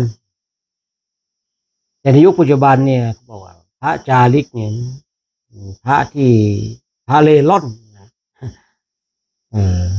จริงๆพระที่อยู่วัดโดยที่ไม่จาริกเลยอันนี้คือพูดง่ายๆนะพระเจ้าพระองค์ให้เราสอนให้เราในจาริก9 เดือนนะท่านทั้งหลาย3 เดือนให้อยู่จำพรรษา9 เดือนเนี่ยให้จาริกไปแล้วก็มีบางทีเนาะพระเนี่ยบอกว่าสมัยก่อนเนี่ยเจอบ่อยๆเลยนะข่าวที่พูดจาริกนะจาริกไปตรงนู้นตรงนี้สมัยก่อนย้อนไปเมื่อ20 กว่าปีก่อนบางทีก็พระไม่มีหลักไม่มีแหล่งไป เป็นพระแล้วมาเดินอย่างนี้ได้อย่างไรวัดวาอารามไม่อยู่นะบางช่วงก็ถูกเขาว่าแบบนี้มันก็ของไม่ขึ้นนะ บางช่วงถูกเขาว่าของก็ขึ้นเหมือนกันเลยอ้าวพระเจ้าพระองค์สอนอยู่วัด3 เดือนจาริก9 เดือนพระเดชพระคุณท่านเนี่ยนี่ออกบ้างหรือเปล่าเนี่ยที่ของขึ้นบางทีนะหรืออยู่ที่วัดเป็นปีหลายปีแล้วเนี่ยนี่ใช่ลูกศิษย์พระพุทธเจ้าหรือเปล่าเนี่ยอยู่วัดเป็นปีๆเนี่ยไม่ออกไปไหนแต่ไปอย่างเดียวไปเที่ยวอย่างเดียวออกต่างประเทศไปเที่ยวอย่างเดียวแล้วจีวรผ้าเนี่ยของขึ้นนะสมัยก่อนนะใช้กี่ชุดแล้วนะเป็นอาบัติตลอดเลยเห็นไหมนะ2 ชุดเข้าไปเนี่ยนะไม่ทำวิกัปเนี่ยนะเป็นอาบัติเลยนะโอ้โหของขึ้นไงบางทีนะบางทีคือพูดง่ายๆบางทีเจอพระผู้ใหญ่บางรูปนะตอนนั้นผมพูดเองก็แบบคือพระวินัยก็แม่นแล้วก็แบบยังห้าวห้าวเป้งเลย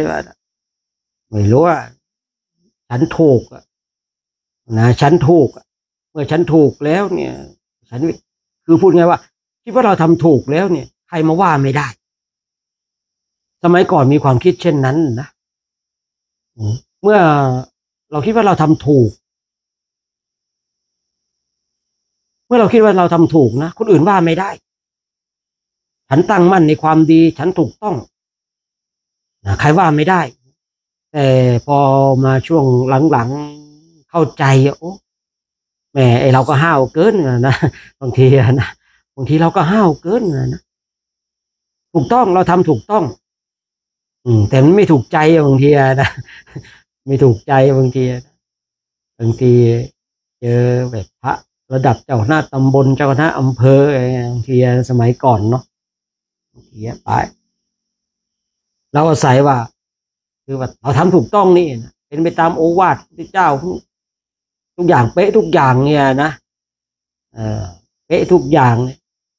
ไม่มีสิ่งใดที่ไม่เป๊ะเลยอย่างเงี้ยนะใครจะทำอะไรเราได้อย่างเงี้ยนะ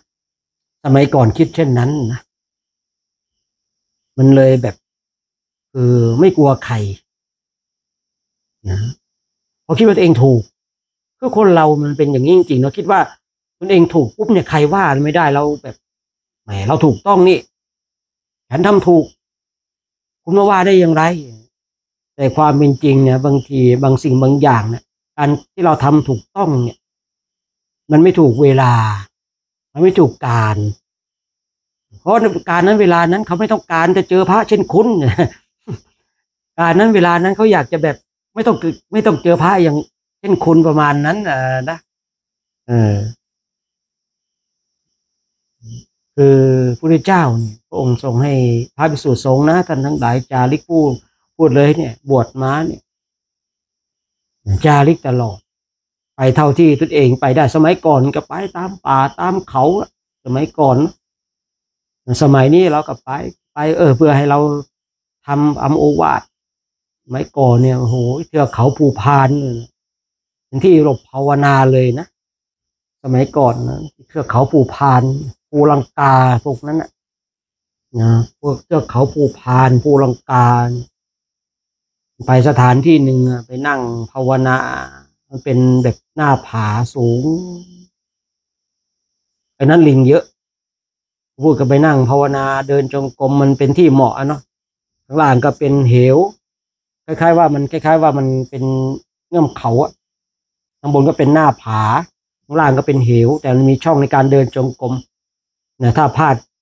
เดินตกก็ตายเพราะมันสูงแต่มันเหมาะพูดกันไปนั่งเนี่ยหน้าผาต้องมันมีลิงเยอะมันมีลิงแล้วก็มีเถาวัลย์ลิงเนี่ยมันฉลาดนะลิงเนี่ยบางทีมันถ้ามองดูบางทีมันยังฉลาดกว่าคนบางกลุ่มอีกนะมันยังรู้ว่าลักษณะเช่นนี้ไม่มีภัยเนี่ยมันจะส่งหัวหน้ามาก่อนพูดมานั่งมองมันนะนั่งสมาธิเสร็จนั่งเฉยๆพิจารณาอะไรไป เสียงลิงเนี่ยมันร้องเจ้าเจ้าเจ้าเจ้าอยู่บนหัวเราแต่ว่ามันเป็นภูเขามันเป็นนะเป็นหน้าผานะเสียงมันดังแป๊บเดียวอ่ะมันส่งหน่วยกล้าตายมา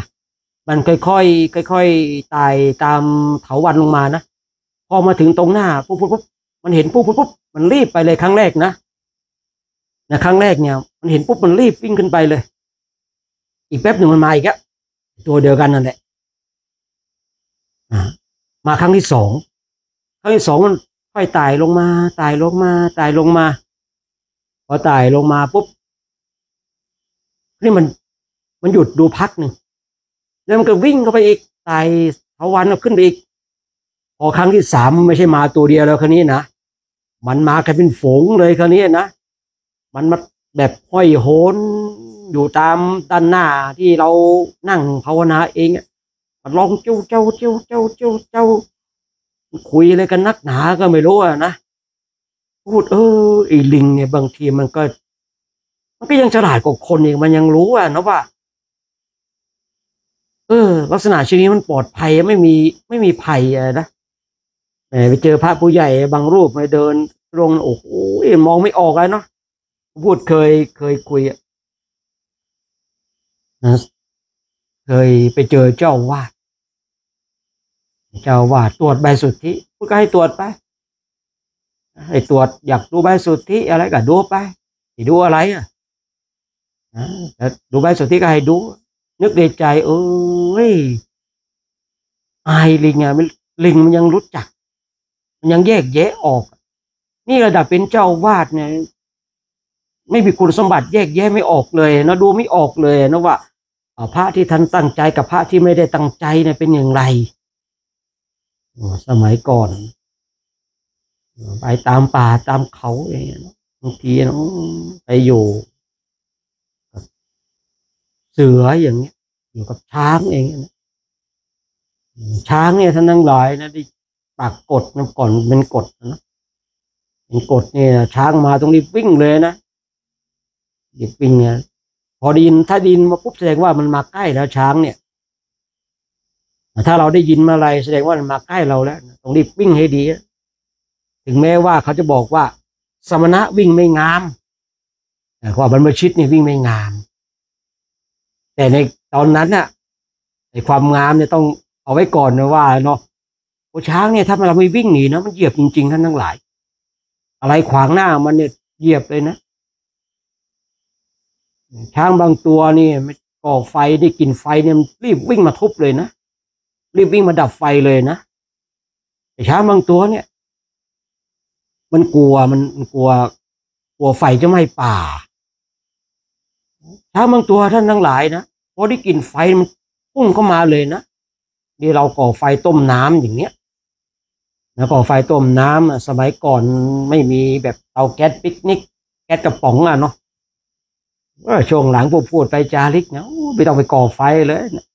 เอาแก๊สกระป๋องไปกระป๋องหนึ่งแก๊สปิกนิกไปอันหนึ่งนะไปแล้วเราใช้เฉพาะต้มน้ำนะต้มน้ำไปดื่มน้ำชากาแฟแต่สมัยก่อนนี่ก็ไปในป่านี่คือเราต้มน้ำก่อไฟต้มน้ำเพราะอะไรคือน้ำในป่าในเขาเนี่ยบางทีมันมีเชื้อโรคเชื้อโรคไข้มาลาเรียเชื้อโรคไข้ป่ามีสารประหลอดและบางทีเนี่ยตามในป่าเนี่ยบางที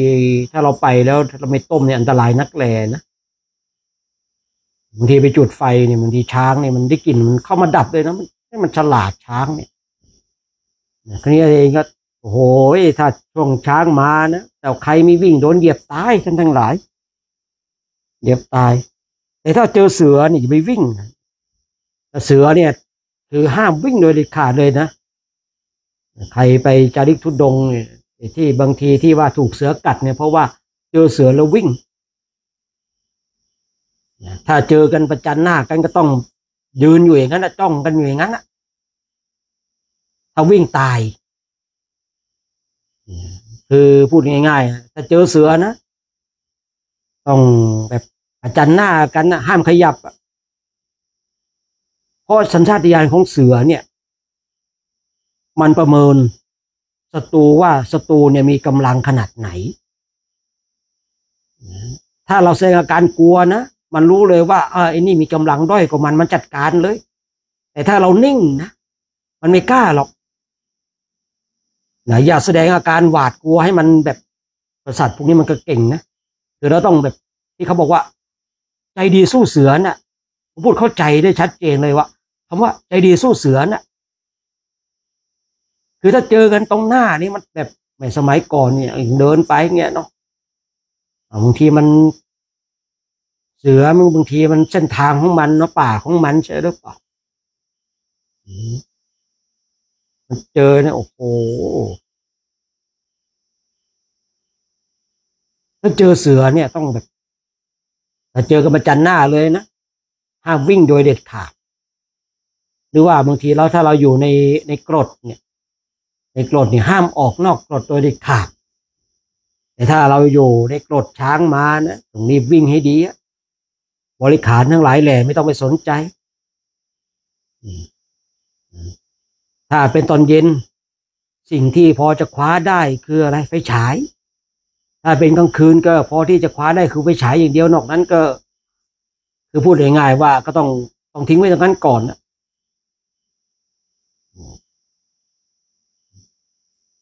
พอเราวิ่งไปสักพักนึงนะพักใหญ่ๆเลยนะต้องค่อยๆย่องเข้ามาดูว่ามันไปได้ยังบางทีนะบางทีมันก็มาแบบกระทืบหมดแล้ว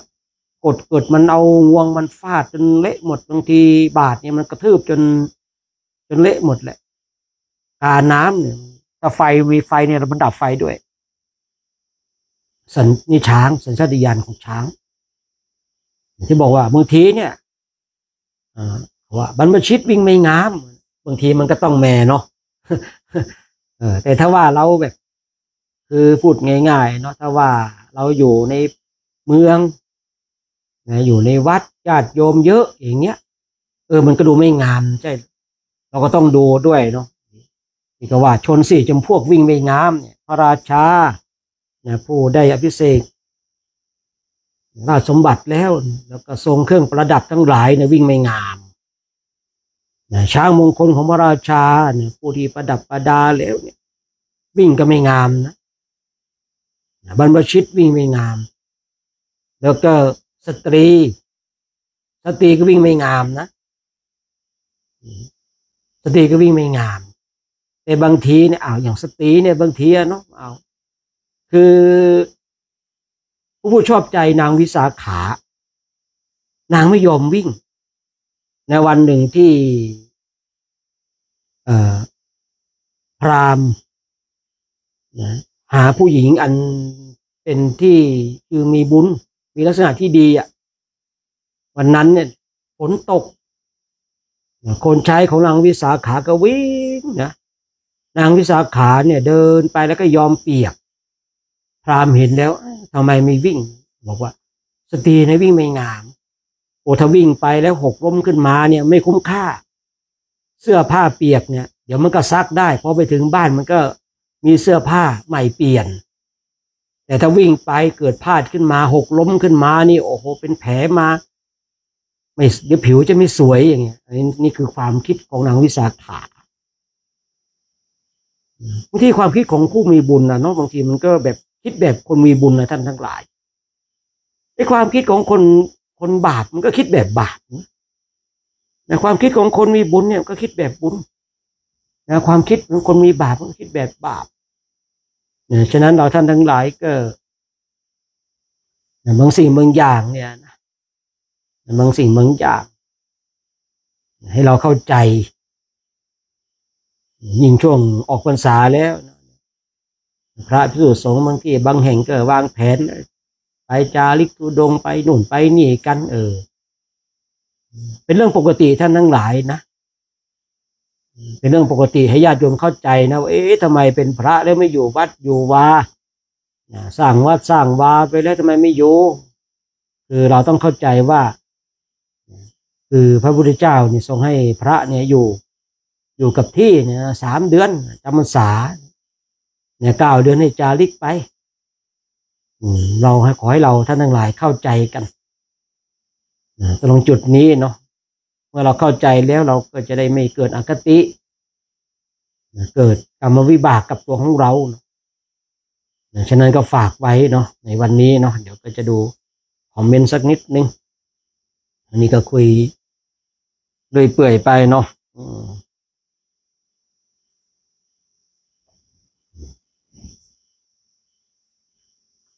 คุยเรื่องเสือเรื่องช้างเรื่องลิงนะว่ากันไปสมัยก่อนเนี่ยเริ่มอายุมากแล้วก็เริ่มคิดถึงเลยเนาะว่าอะไรนิมิตของคนแก่ว่านะ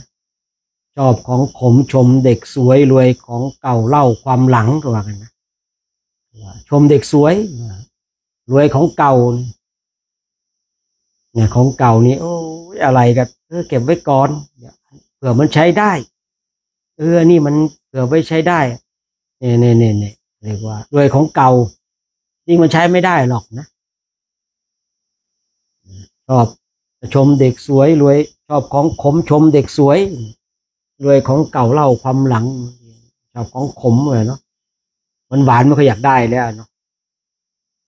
อยากได้ของขมซะแล้วนะเนี่ยเรียกว่านิมิตของคนแก่เขาว่างั้นนะยิ่งข้อสุดท้ายเล่าความหลังนี่ โอ้ใครยังไม่มีนิมิตของคนแก่ก็ถือว่าโชคดีเนาะยังไม่ชอบของขมยังไม่ชมเด็กสวยยังไม่รวยของเก่ายังไม่เล่าความหลังเนี่ยนะว่านิมิตของคนแก่ยังไม่เกิดขึ้นเนี่ยแต่ถ้าว่าใคร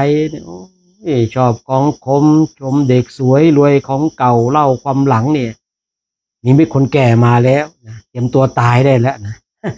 ไม่ได้เตรียมตัวเป็นอมตะนะเตรียมตัวตายได้แล้วนิมิตคนแก่มาเตือนแล้วนี่นิมิตคนแก่มาเตือนนะเตรียมตัวตายได้เมื่อใดก็ตามที่เราชอบของขมชมเด็กสวยรวยของเก่าเล่าความหลังเนี่ยอันนี้เราเตือนแล้วมัจจุราชมาเตือนแล้วใกล้แล้วนะไม้ใกล้ฝั่งแล้วใกล้ตายแล้วประมาณนั้นนะเนาะนี่ดูคอมเมนต์ญาติโยมสักนิดนึงเนาะเหมือนกับคุยไปนะโมทนากับญาติธรรมทางแอปต่อทุกท่านเนาะที่ได้เข้ามาร่วมกันคอมเมนต์ร่วมกันกดไลค์เนาะโมทนาสาธุการเนาะโมทนาสาธุการกับท่านทั้งหลายเนาะที่ได้เข้ามากดไลค์กันเราคือพูดง่ายๆเราไม่มีโอกาสได้ทำเรามีโอกาสมาร่วมอนุโมทนาบุญก็ยังดีเนาะถึงแม้ว่าบุญจะได้ไม่เทียบเท่ากับบุคคลที่ทำแต่ว่าก็ยังดีที่เรายังได้ร่วมอนุโมทนาบุญเนาะร่วมอนุโมทนาบุญในส่วนที่เป็นบุญเป็นกุศลเนี่ยเนาะการสวดมนต์ก็ดีการนั่งภาวนาก็ดีเนี่ยก็เป็นสิ่งที่เราท่านทั้งหลายควรจะร่วมอนุโมทนาบุญกุศลเนาะเพราะว่าคือบุญที่เกิดจากการสวดมนต์ก็ไม่ธรรมดาเนาะบุญที่เกิดจากการเจริญจิตตภาวนาก็ไม่ธรรมดานะเรามาร่วมกันเนี่ยโดยส่วนมากก็สาธุเนี่ยนะสาธุครับสาธุข้าอนุโมทนาบุญด้วยครับสาธุเนี่ยนะที่เลื่อนดูเนี่ยเผื่อว่ามีญาติถามอะไรยังไงเนาะโดยส่วนมากก็ประมาณนี้ก็โดยส่วนมากต่อก็เข้ามาร่วมอนุโมทนาบุญเนาะเดี๋ยวขอดูบ้านฟ้านิดนึงนะ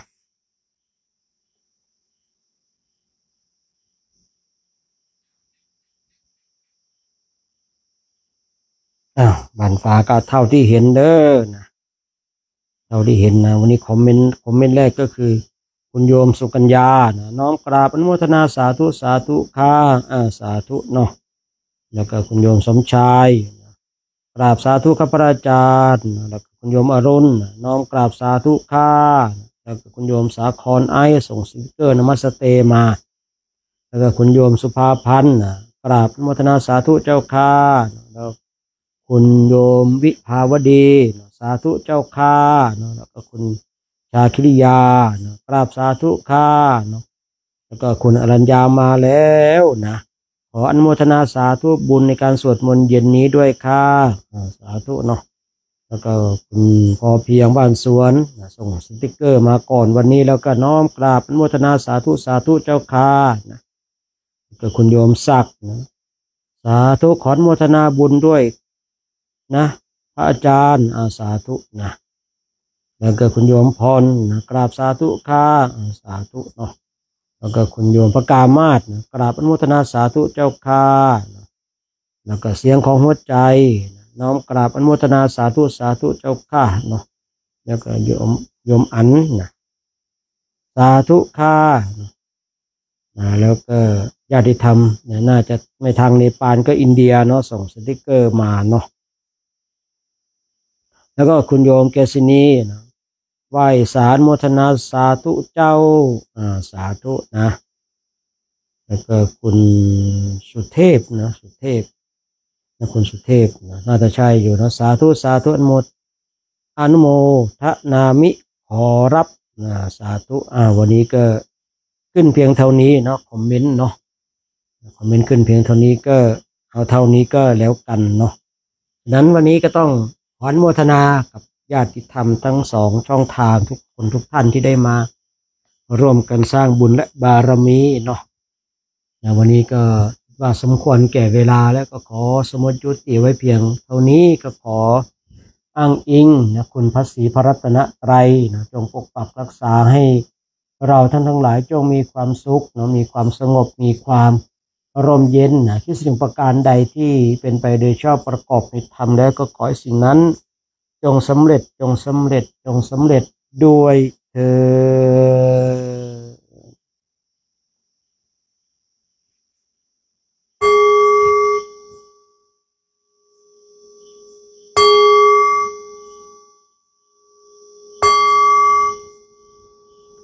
ดต่อไปเดี๋ยวเรากราบพระพร้อมกันนะ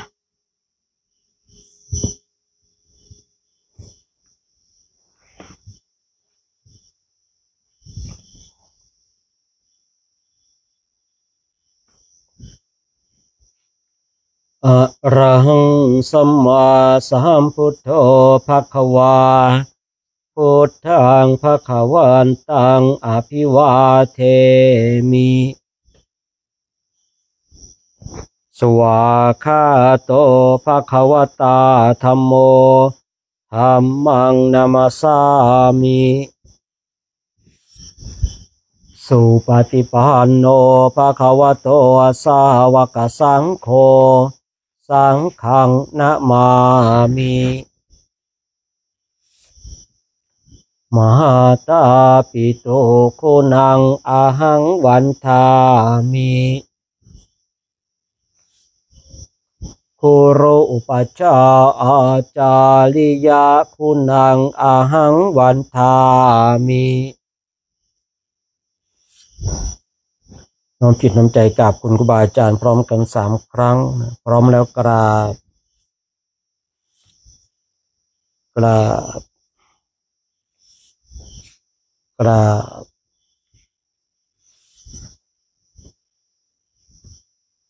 โชคดีมีชัยทุกคนทุกท่านเด้อวันพรุ่งนี้มีโอกาสก็มาร่วมสร้างบุญบารมีด้วยกันใหม่เนาะวันนี้ก็คงยุติไว้เพียงเท่านี้นะ